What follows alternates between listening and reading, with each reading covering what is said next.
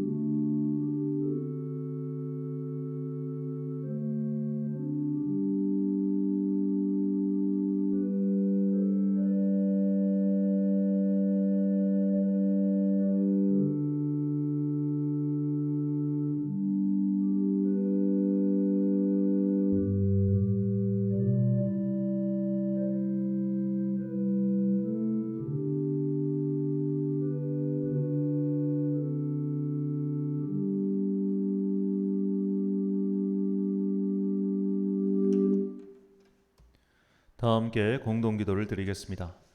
사랑과 은혜가 풍성하신 아버지 하나님, 이 세상을 다스리시는 살아계신 하나님을 찬양합니다. 오늘도 하나님께서 복되고 거룩한 주일을 저희에게 허락하시고 하나님의 거룩한 전에 나아올 수 있도록 인도하여 주시니 참으로 감사합니다. 이 시간 영과 진리로 예배를 드리고자 모인 우리에게 은혜를 내려 주옵소서. 지난 한 주간 저희들은 세상의 죄에서 헤엄치느라 마음과 행실이 바르지 못하게 왜곡되고 말았습니다. 세상에서의 지위와 소유에 집착하며 자신을 높이는 교만의 죄를 범하며 살았습니다. 이 시간 주님 앞에 엎드려 회개하오니 긍휼히 여겨주시고 우리의 모든 죄를 사하여 주옵소서. 사순절 기간 동안 우리에게 성령의 은혜를 내려주사 주님의 고난과 죽으심을 늘 기억하게 하옵소서. 우리들을 구원하시기 위해 겸손하게 십자가를 지고 순종하셨던 주님을 닮아가는 사순절기가 되게 하옵소서. 지금 이 시간에도 전쟁으로 고통당하고 있는 이들이 많이 있음을 기억하며 그들을 위하여 기도합니다. 강한 자의 폭력과 억압으로 인해 생명을 잃어가고 있는 우크라이나의 국민들을 기억하시고 오늘도 폭탄이 떨어지는 그 지하 벙커에서 주님께 간구하는 불쌍한 자들의 음성을 들어주옵소서. 그들의 입은 상처가 회복되게 하시고 이 땅에서 미움과 분열, 욕심을 채우기 위한 전쟁이 사라지도록 평화를 내려 주옵소서.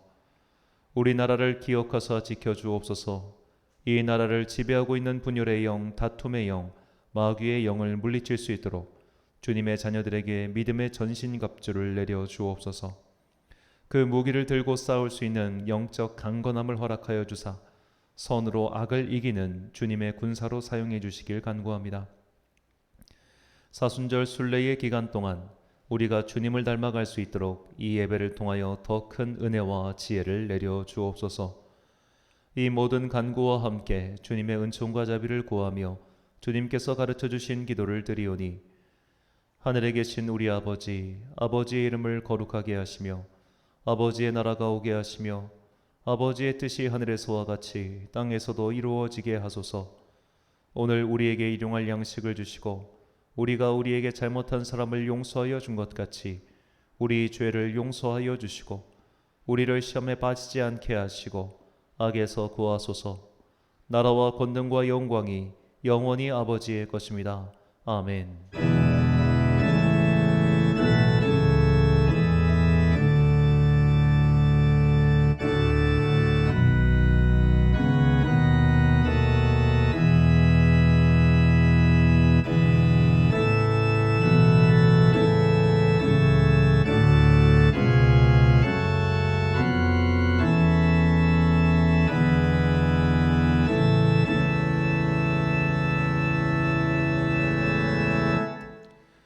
사제의 말씀 선포하겠습니다.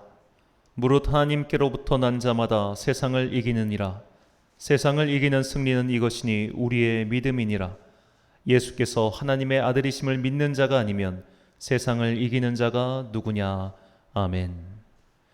이 세상은 한 번도 전쟁이 그친 적이 없고 약한 자들의 신음이 그친 적도 없습니다. 분열과 다툼이 우리의 일상이 한 번이라도 사라진 적이 없습니다. 우리가 사는 세상은 주님께서 다시 오실 그때까지 죄와 악, 마귀와 사탄이 활개치는 곳입니다. 우리는 기도로서 믿음으로써 마귀와 싸우고 사탄의 종들과 대적해야 합니다. 이미 죽음을 이기고 승리하신 예수님을 믿으며 그 승리의 전쟁에 동참할 수 있도록 기도와 말씀으로 무장하는 주님의 군사들이 되시길 간절히 축원합니다. 교독문 125번 사순절 두 번째 주일 교독문을 함께 교독하시겠습니다. 하나님이여, 사슴이 시냇물을 찾기에 갈급함같이 내 영혼이 주를 찾기에 갈급하나이다. 내 영혼이 하나님 곧 살아계시는 하나님을 갈망하나니 내가 어느 때에 나아가서 하나님의 얼굴을 배울까? 사람들이 종일 내게 하는 말이 내 하나님이 어디 있느냐 하오니 내 눈물이 주야로 내 음식이 되었도다. 내 영혼아, 내가 어찌하여 낙심하며 어찌하여 내 속에서 불안해하는가? 너는 하나님께 소망을 두라. 그가 나타나 도우심으로 말미암아 내가 여전히 찬송하리로다. 낮에는 여호와께서 그의 인자하심을 베푸시고 밤에는 그의 찬송이 내게 있어 생명의 하나님께 기도하리로다. 내 반석이신 하나님께 말하기를 어찌하여 나를 잊으셨나이까? 내가 어찌하여 원수의 압제로 말미암아 슬프게 다니나이까 하리로다. 내 뼈를 치르는 칼같이 내 대적이 나를 비방하여 늘 내게 말하기를 내 하나님이 어디 있느냐 하도다. 내 영혼아, 내가 어찌하여 낙심하며 어찌하여 내 속에서 불안해하는가? 너는 하나님께 소망을 두라. 나는 그가 나타나 도우심으로 말미암아 내 하나님을 여전히 찬송하리로다. 아멘. 찬송가 291장 찬양하겠습니다.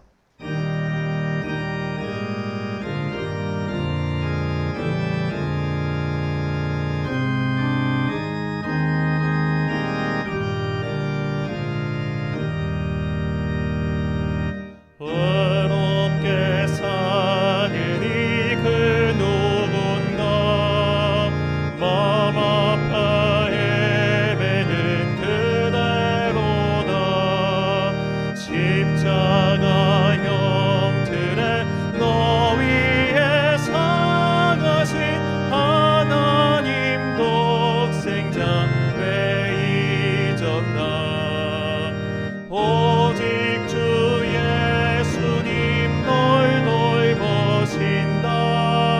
오직 주 예수님 널 사랑해.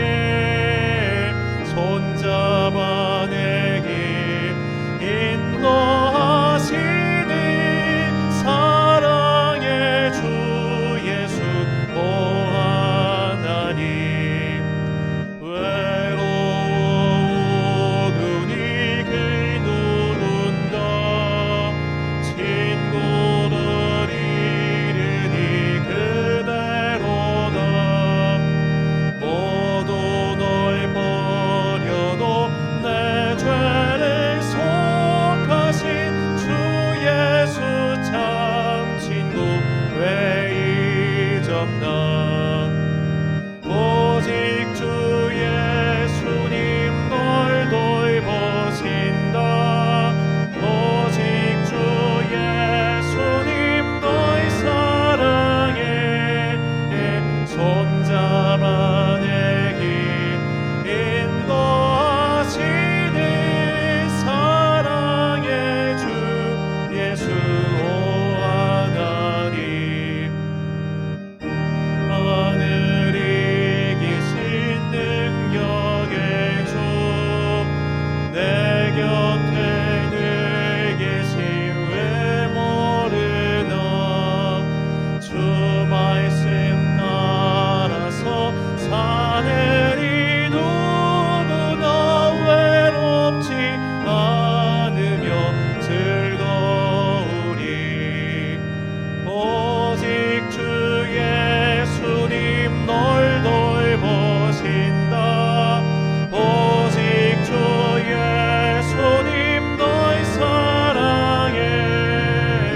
손잡아 내 길 인도하시니 사랑의 주 예수 오 하나님. 지난주 봉헌하신 분들입니다. 김종학 집사님 가정에서 주헌금 드리셨습니다. 감사헌금 드렸습니다. 11조 헌금 한윤서 한승원 어린이 드렸습니다. 목적헌금 한상철 집사님 드리셨습니다. 건축헌금 선교헌금 오영은 집사님, 또 1,000번째 헌금 드렸습니다. 드린 예물 위하여 봉헌기도 드리겠습니다. 사랑과 은혜가 충만하신 아버지 하나님, 우리는 주님의 도움이 절실히 필요한 시대를 살고 있습니다. 우리의 힘으로는 거대한 전쟁을 막을 수가 없습니다. 우리의 노력으로는 이 세상의 다툼과 분열을 그치게 할 수 없습니다. 우리의 힘으로는 갈라진 사람들 사이를 하나로 통합시킬 수 없습니다. 오직 주님의 영이, 주님의 능력만이 통합시키시고 화해시키시고 평화를 주시는 것을 믿으며 고백합니다. 우리를 불쌍히 여기사 주님의 은총을 이 땅에 내려 주옵소서. 울진 지역의 화마가 열흘째 계속되고 있습니다. 이제 그것이 완전히 진압될 수 있도록 그 지역에 은혜의 비를 내려주시고 지친 소방 공무원들에게 힘을 주시고 위로와 필요한 이재민들에게 도움의 손길을 보내주옵소서. 오늘도 주님께 예배드리며 나의 가진 것을 당신께 드리는 주의 자녀들 기억하옵소서. 이 세상의 창고에 재물을 쌓아두지 않고 주님의 마음이 있는 곳에 내 마음을 두고자 하는 성도들의 마음을 어여삐 여기사 이 땅을 사는 동안 핍절하지 않도록 은혜를 베풀어 주옵소서. 무엇보다 이 예물을 통하여 그들의 믿음을 강하게 만들어 주사 살아계신 하나님, 능력의 하나님, 채워주시는 하나님을 만나게 하옵소서. 그 강하신 믿음과 은총을 경험하게 하시고 주님께 받은 것을 다시 주님께 돌려드리는 당신의 자녀들 되게 하옵소서. 이제 주님의 말씀을 듣습니다. 이 말씀이 우리 각 사람과 우리 교회에 주시는 주님의 편지가 되길 소망하오며 예수님의 이름으로 기도드립니다. 아멘.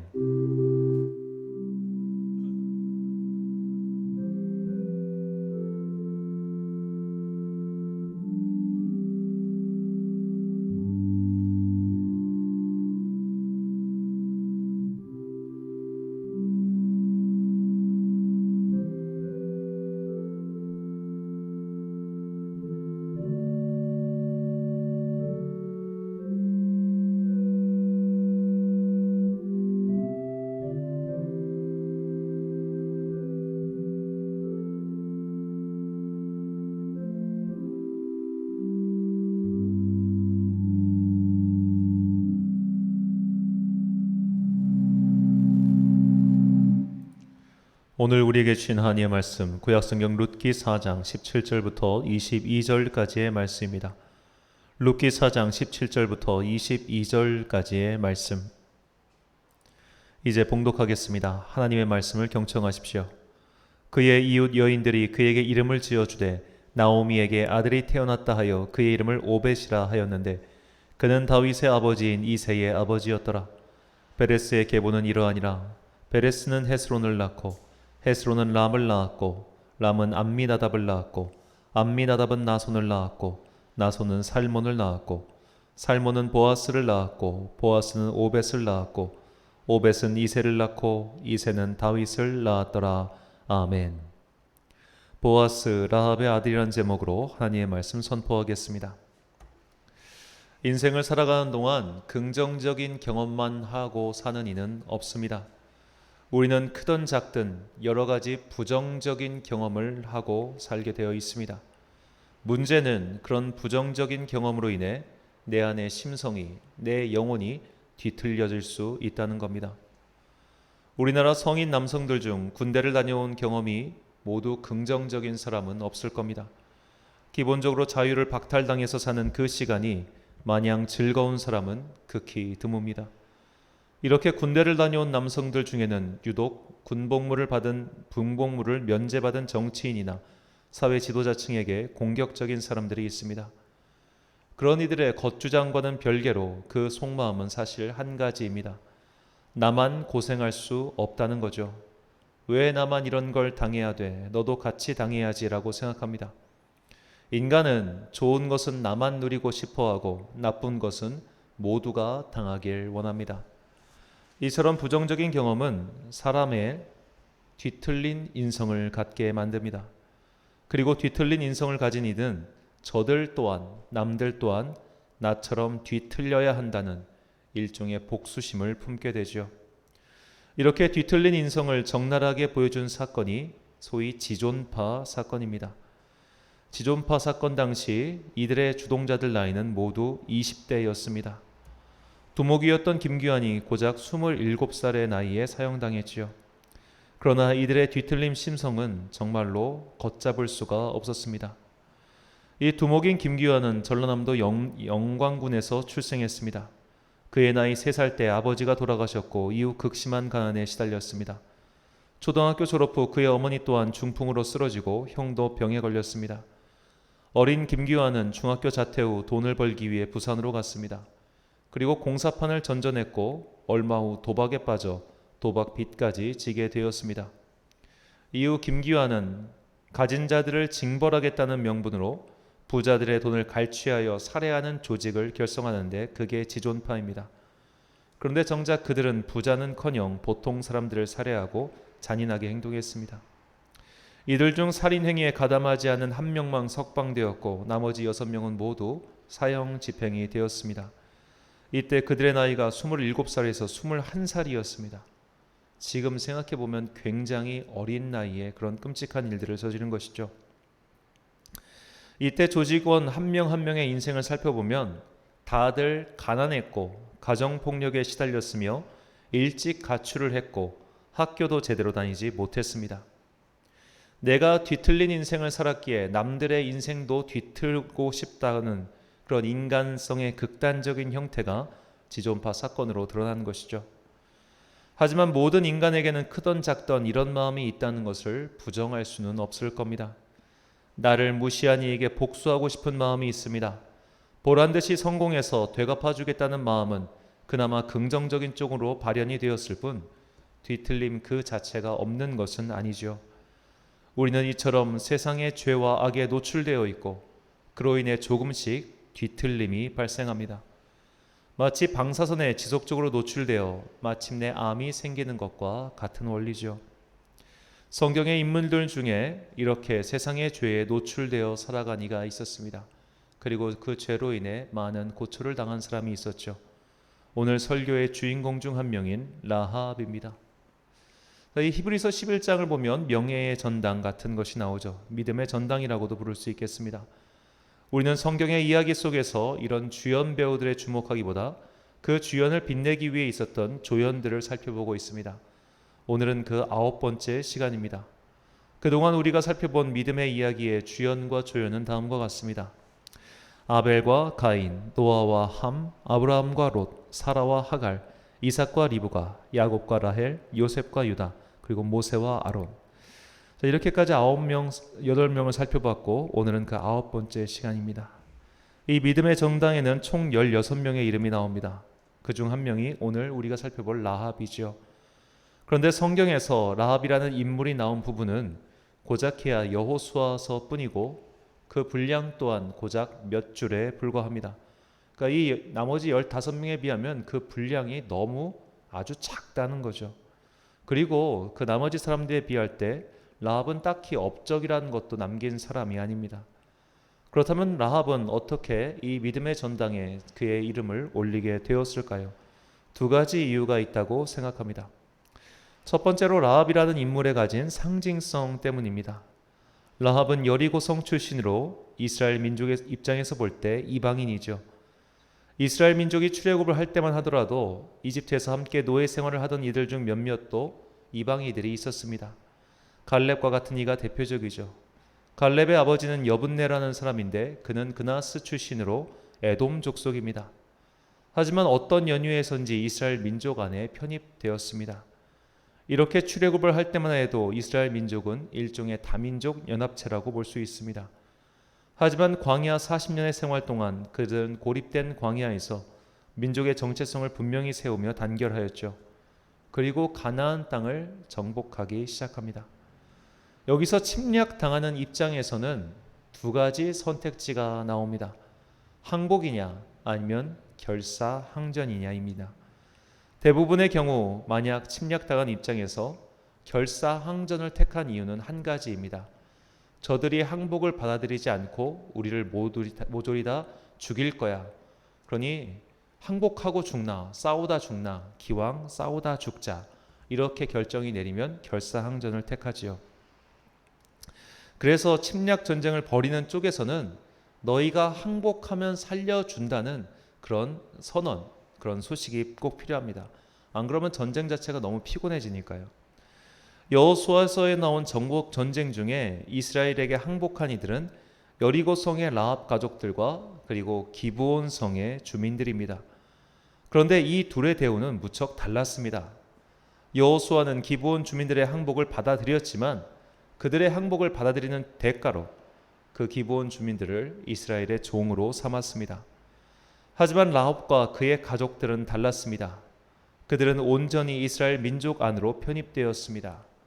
그 이유가 무엇일까요? 사실 똑같이 항복을 한 건데 이렇게 대우가 달라진 이유 말입니다. 기브온 주민들은 단지 살기 위해서 여호수아와 지도자들을 속여가면서까지 항복했지만 라합은 여호와 하나님을 믿게 되었기 때문에 항복하였고 그 믿음의 증명으로서 이스라엘 민족 안에 편입된 것입니다. 여호수아서 2장 10절부터 11절까지 말씀입니다. 이는 너희가 애굽에서 나올 때 여호와께서 너희 앞에서 홍해물을 마르게 하신 일과 너희가 요단 저쪽에 있는 아모리 사람의 두 왕 시온과 옥에게 행한 일 곧 그들을 전멸시킨 일을 우리가 들었음이니라. 우리가 듣자 곧 마음이 녹았고 너희로 말미암아 사람이 정신을 잃었나니 너희의 하나님 여호와는 위로는 하늘에서도 아래로는 땅에서도 하나님이시니라. 아멘. 그러니까 기브온 주민들과 라합의 항복의 동기가 달랐다는 겁니다. 기브온 주민들은 살기 위해 항복했고 라합은 저들이 믿는 하나님이 진짜 하나님이구나라는 믿음의 고백이 있었기에 그는 이스라엘 민족에 보낸 정탐꾼을 도와준 것이죠. 그러니까 라합은 일종의 최초의 개종자라고 할 수 있겠습니다. 라합은 요즘식으로 말하면 여리고 성에 있는 숙박업소 사장님이었습니다. 그 숙박업소에 여호수아가 보낸 정탐꾼 2명이 들어왔고 라합이 그들을 숨겨주지요. 사실 이 전쟁의 전략으로 볼 때 여호수아가 정탐꾼을 보낸 일이나 라합이 그들을 숨겨주고 무사히 보낸 일이나 별 의미가 없습니다. 왜냐하면 여호수아와 그의 군대는 싸우지 않고 여리고성을 점령했기 때문이죠. 정탐꾼들이 가서 군대의 숫자가 얼마이고 그들의 군사 배치도는 어떤 것이다, 그런 것들을 조사할 필요도 없이 여리고성은 하나님의 권능으로 단숨에 무너졌습니다. 따라서 엄밀히 따지면 정탐꾼이든 라합이든 이 전쟁의 승리에 대한 기여도는 빵이나 다름없습니다. 그러나 믿음의 관점에서 볼 때는 그렇지 않았습니다. 라합은 가나안 지역의 최초의 개종자였습니다. 더구나 그녀는 누구에게 복음을 들은 것도 아니며 이스라엘 민족의 행적을 주목하여 보고서 저들이 믿는 여호와 하나님이 진실로 살아계시는 만군의 여호와이시구나라는 것을 깨닫고 적극적으로 행동한 것이죠. 그녀의 이런 적극적인 신앙인의 모습은 후대에까지 칭찬을 받기에 이르렀습니다. 야고보서 2장 25절 말씀입니다. 또 이와 같이 기생 라합이 사자들을 접대하여 다른 길로 나가게 할 때에 행함으로 의롭다 하심을 받은 것이 아니냐. 아멘. 자, 이처럼 가나안 지역 최초의 개종자이며 적극적인 믿음의 실천으로 라합은 믿음의 전당에 이름을 올렸습니다. 자, 이 첫 번째 이유보다 더 중요한 두 번째 이유는 라합을 통하여 다윗의 왕가가 나왔다는 것이죠. 마태복음 1장 5절과 6절 말씀입니다. 살몬은 라합에게서 보아스를 낳고 보아스는 룻에게서 오벳을 낳고 오벳은 이새를 낳고 이새는 다윗 왕을 낳으니라. 다윗 왕은 우리아의 아내에게서 솔로몬을 낳고. 아멘. 자, 라합이 낳은 아들인 보아스는 다윗의 증조 할아버지입니다. 즉 다윗은 라합과 그의 남편인 살몬의 5대 손인 셈이죠. 라합 본인이 특별한 믿음의 행동 때문에 그녀의 이름이 믿음의 전당에 올린 것도 있지만 그녀가 낳은 아들인 보아스가 이스라엘 역사에서 워낙 중요한 인물이어서 그녀의 이름 또한 함께 오른 것이라 볼 수도 있습니다. 그래서 우리는 오늘 라합과 함께 그의 인생에서 굉장히 중요한 어떻게 보면 파트너 같은 역할인 그의 아들 보아스도 살펴봐야 합니다. 보아스는 구약성경 룻기의 주인공 중 한 명입니다. 자, 우리가 룻기의 주인공을 룻이라 생각하기 쉬운데 사실 대사의 분량으로 따진다면 룻의 대사는 룻기 전체에서 고작 4번밖에 나오지 않습니다. 그리고 그 분량도 굉장히 적습니다. 오히려 룻기의 주제는 완전히 망한 나오미의 가정이 보아스라는 사람을 통해서 회복되는 과정을 보여주고 있다고 할 수 있습니다. 그러니까 룻기의 주인공은 나오미와 보아스인 셈이죠. 룻이라는 이 등장인물은 어떻게 보면 이 나오미와 보아스를 연결짓는 다리의 역할을 할 뿐입니다. 성경은 보아스를 다음과 같이 소개합니다. 룻기 2장 1절 말씀. 나오미의 남편 엘리멜렉의 친족으로 유력한 자가 있으니 그의 이름은 보아스더라. 아멘. 자, 여기서 유력한 자라는 표현에 주목해야 합니다. 이 단어는 히브리어로 기보르 하일입니다. 하일은 높다라는 뜻이고 기보르는 강하다라는 뜻입니다. 이 두 단어가 조합된 이가 많지 않습니다. 기드온, 입다, 그리고 사울의 왕의 아버지인 기스, 그리고 북이스라엘의 초대 왕인 여로보암, 아람의 군대 지휘관인 나아만, 그리고 보아스, 이렇게밖에 나오지 않습니다.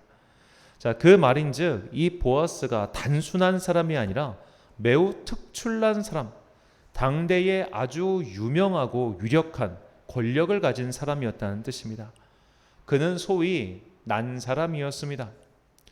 우리는 룻을 만났을 때 당시 보아스의 나이 또한 함께 유추해 봐야 합니다. 학자들은 여호수아가 여리고성을 점령한 시기를 대략 기원전 220년경으로 추정합니다.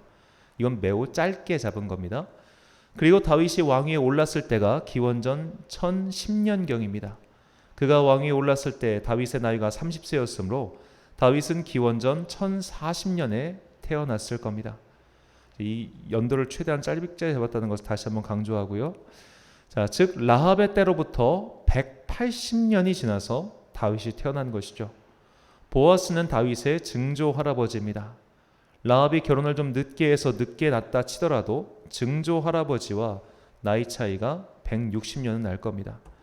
자, 이 시간을 좀 합리적으로 이해하려면 보아스는 룻과 늦게, 보아스가 늦은 나이에 룻과 결혼해서 오벳을 낳았고, 오벳은 또 나름 늦은 나이에 이새를 낳았고, 이새도 늦은 나이에 다윗을 낳았다고 생각해야 됩니다. 이걸 그냥 단순히 끊어간다면 보아스가 60살 때 오벳을 낳았고, 오벳이 60살 때 이새를 낳았고, 이새가 60살에 다윗을 낳아야 이 연도가 맞아 떨어진다는 거예요. 자, 그만큼 보아스는 늦은 나이에 룻을 만났다고 그렇게 생각할 수 있습니다. 자, 그 보아스가 늦은 나이에 룻을 만났다는 것, 이게 룻기를 이해하는데 굉장히 중요한 배경을 제시하죠. 이것을 우리가 잊어버린 채 혹은 신경 쓰지 않은 채 룻기를 읽으면 룻기를 단순히 아름다운 결혼 이야기, 아름다운 사랑 이야기로 볼 수 있기 때문입니다. 실제로 이렇게 해석하는 책들이 시중에 상당히 많이 나와 있습니다. 해석은 자유니까 무조건 비판할 수는 없지만 이런 시각은 자칫하면 이 보아스의 행위에 담긴 의미를 왜곡시킬 수 있습니다. 그러니까 보아스가 룻이라고 하는 여성이 마음에 들어서 혹은 그 여성이 불쌍해서 도와줬다, 이렇게 해석할 수 있다는 거예요. 이미 보아스는 상당히 지긋한 나이였고 그 당시에 유력한 사람이었기 때문에 그런 마음으로 룻을 도와준 게 아니라는 것을 그의 나이를 통해서 유추할 수 있다는 겁니다. 보아스는 아마도 자수성가했을 가능성이 높습니다. 그의 아버지 때는 이미 다들 정복 전쟁을 치르고 있을 때니까 재산을 불리거나 어디 정착해 살기에는 어려운 시절이었기 때문이죠. 전쟁이 끝나고 그의 부모, 그러니까 라합과 살몬은 아마도 베들레헴에 정착했을 겁니다. 라합은 여리고성 출신이었으니 당시 아무런 기반도 없었지요. 부모의 덕을 본 형편이 아니었습니다. 그런데도 보아스는 베들레헴에서 큰 부자, 유력한 사람이 되었습니다. 보아스는 이렇게 부자가 되었지만 그 부유함을 자신만을 위하여 사용하지 않았습니다. 그는 어려운 사람을 적극적으로 도와주죠. 룻기 2장 15절부터 17절까지 말씀입니다. 룻이 이삭을 주우러 일어날 때에 보아스가 자기 소년들에게 명령하여 이르되 그에게 곡식단 사이에서 줍게 하고 책망하지 말며 또 그를 위하여 곡식 다발에서 조금씩 뽑아버려서 그에게 줍게 하고 꾸짖지 말라 하니라. 룻이 밭에서 저녁까지 줍고 그 주운 것을 떠니 보리가 한 에바쯤 되는지라. 아멘. 자, 이 한 에바의 양이 얼마나 될까요? 한 에바는 무게로 치면 22리터이고 이것을 보리의 무게로 환산하면 약 20kg이나 됩니다. 거의 한 푸대 수준이죠.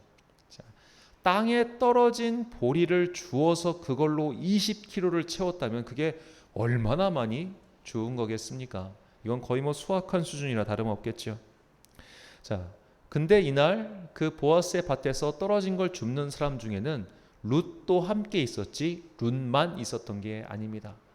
그만큼 보아스는 이웃을 넉넉하게 돕는 사람이었던 것이죠. 그는 가난하고 힘없고 의지할 곳이 없는 사람들을 배려하는 마음 따뜻한 사람이었습니다. 그가 이렇게 행동한 이유는 첫 번째로 하나님께서 그것을 명령하셨기 때문이죠. 레위기 19장 9절부터 10절까지의 말씀입니다. 너희가 너희의 땅에서 곡식을 거둘 때에 너는 반 모퉁이까지 다 거두지 말고 내 떨어진 이삭도 줍지 말며 내 포도원의 열매를 다 따지 말며 내 포도원에서 떨어진 열매도 줍지 말고 가난한 사람과 거류민을 위하여 버려두라. 나는 너희의 하나님 여호와이니라. 아멘. 보아스는 이렇게 적극적으로 어려운 자를 도왔습니다.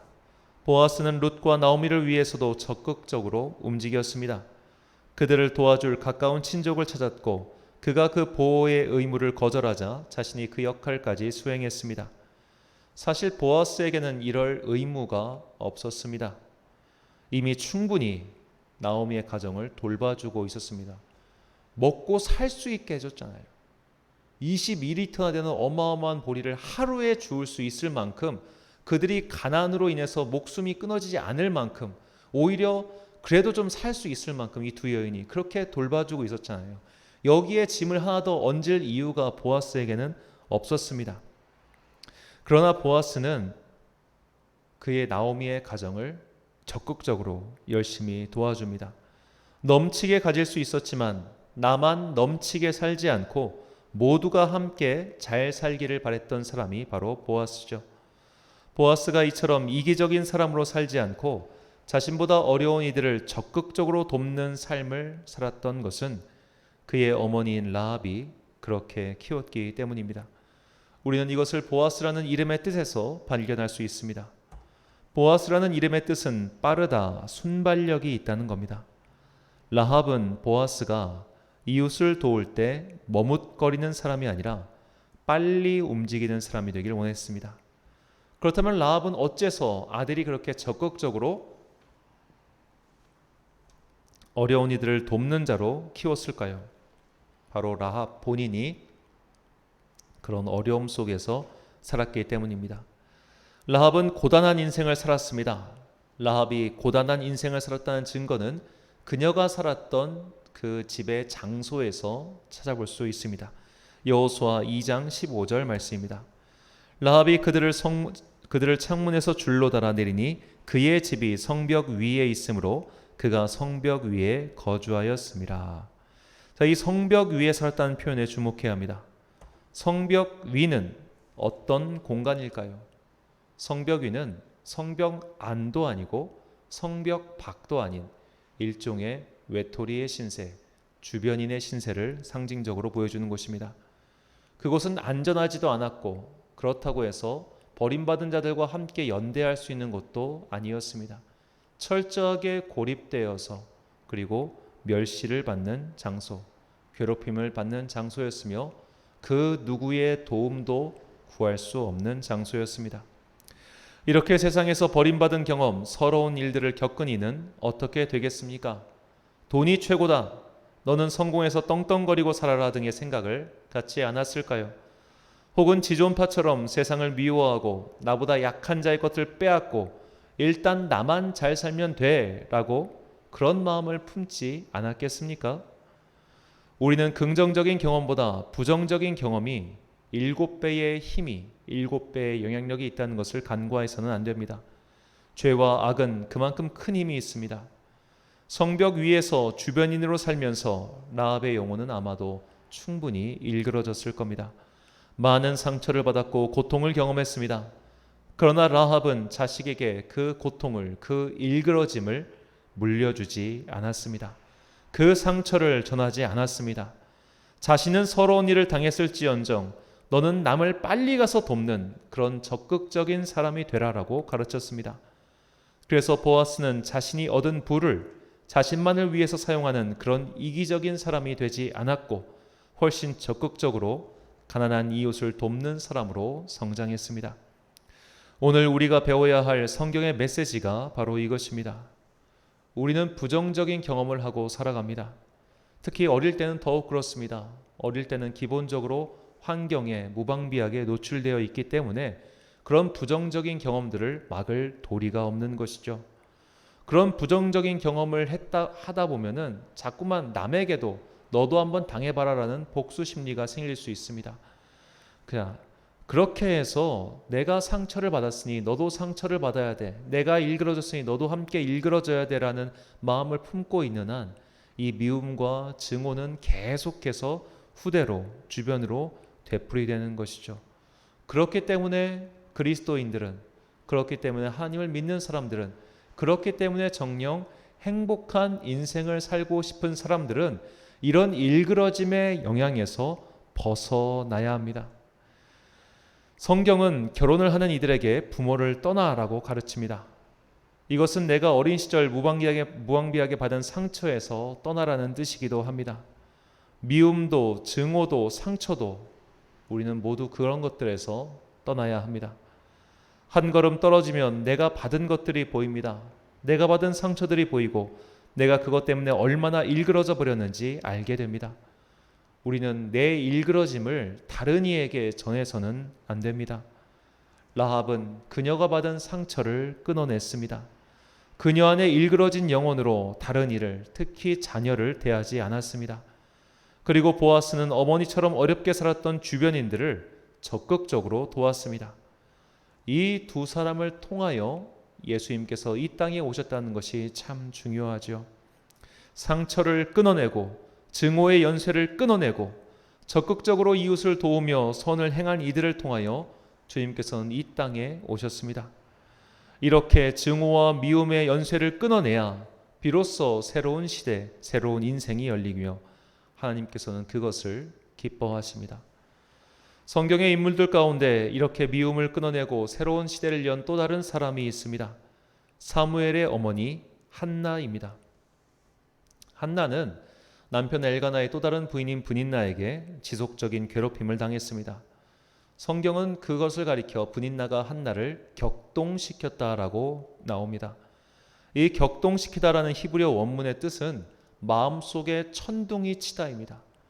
마음속을 푹닥푹닥 하다 못해 우르르 쾅쾅 할 정도로 정말로 브닌나는 한나의 영혼을 쥐고 흔들었습니다. 얼마나 사람을 집요하게 오랫동안 괴롭혔겠습니까? 그때 한나는 주님께 이렇게 기도합니다. 사무엘상 1장 10절에서 11절 말씀입니다.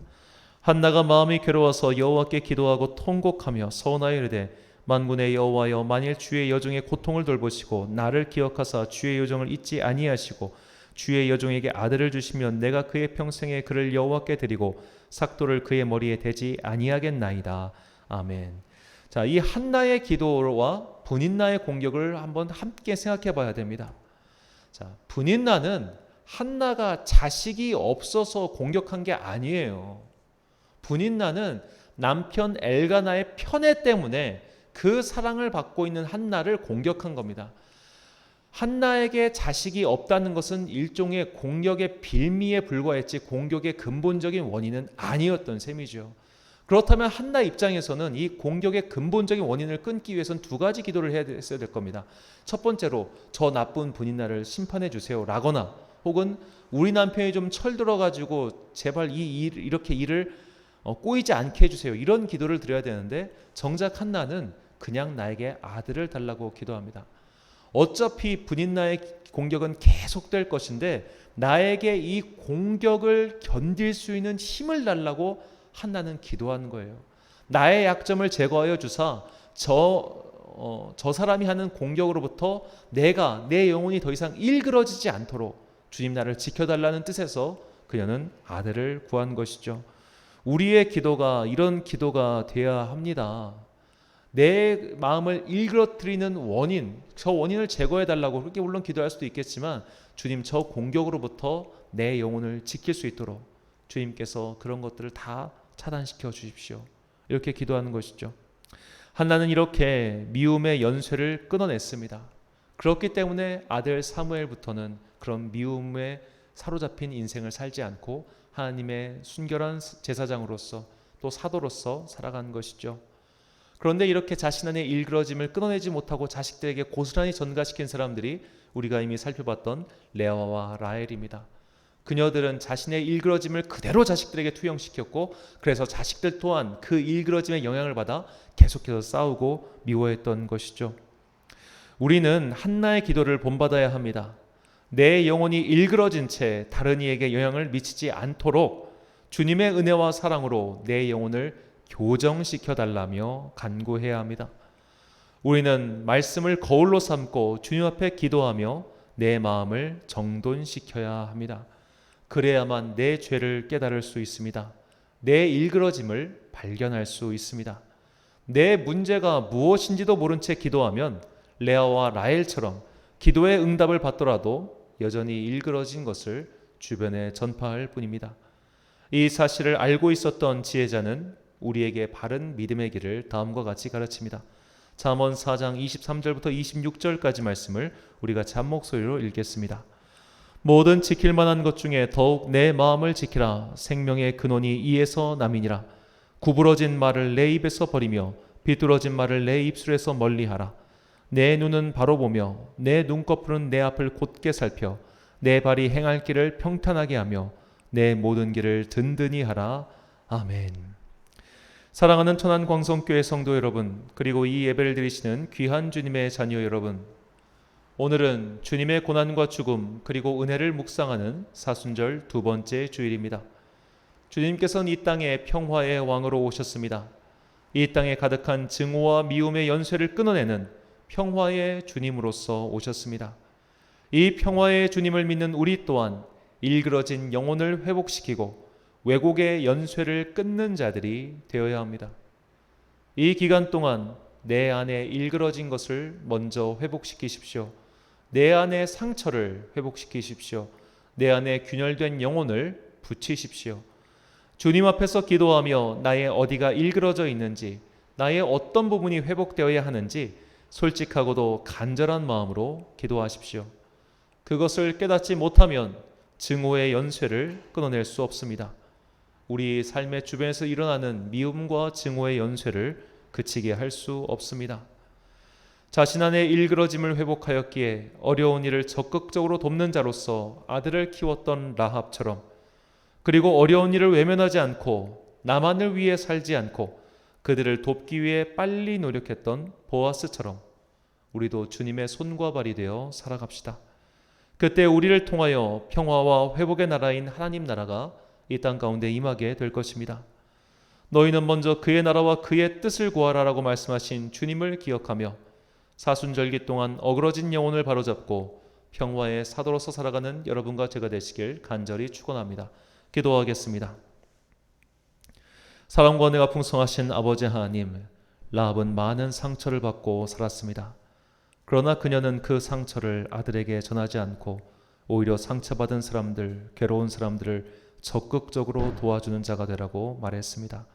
그래서 보아스는 자신만을 위한 인생을 살지 않고 어려운 사람, 괴로운 사람, 힘이 드는 사람을 적극적으로 도와주는 주님의 손과 발이 되었습니다.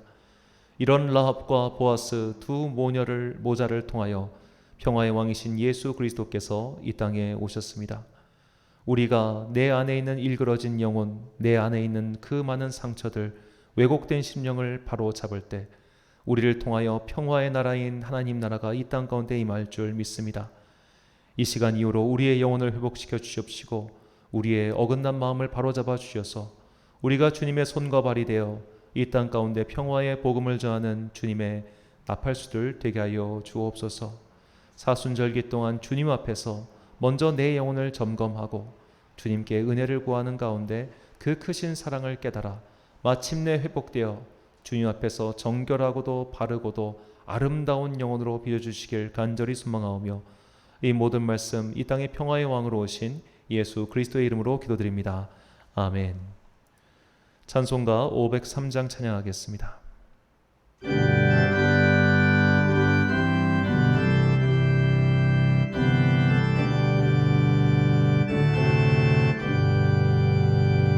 세상 모두 사랑 없어 냉랭함에 아느냐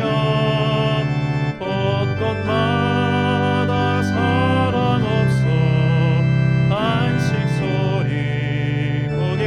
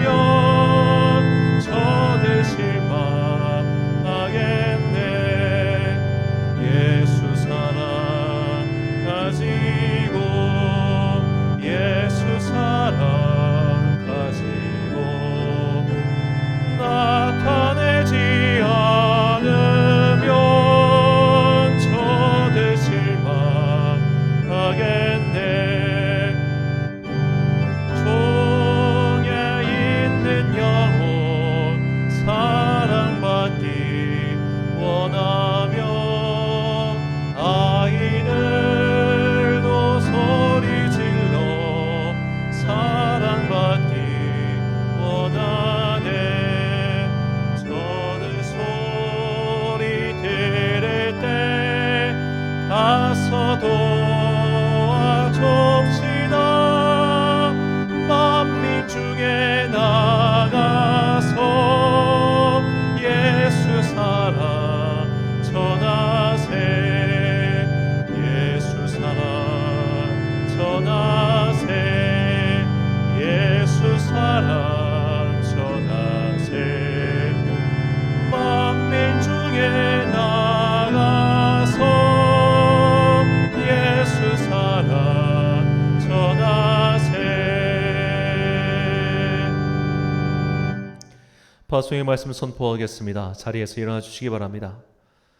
라합은 일그러진 세상에 살면서 고통을 당했지나 그 고통을 자식인 보아스에게 물려주지 않았습니다.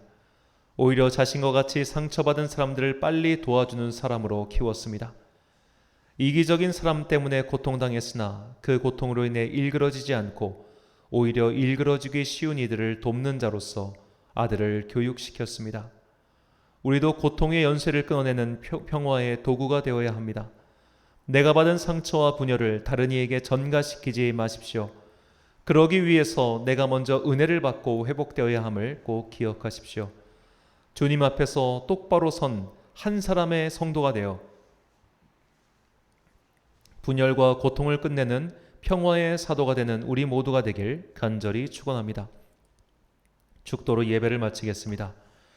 지금은 우리 주 예수 그리스도의 은혜와 하나님 아버지의 놀라우신 사랑과 성령님의 감화 감동 교통하시는 역사가 이제 내 안에 있는 일그러짐과 미움의 연쇄를 끊어내고 내 주변 모든 사람들에게 평화의 사도로서 다가가리하다지만은 귀한 주님의 권속들 머리머리 위에 지금부터 영원까지 함께 하시기를 간절히 축원하옵나이다.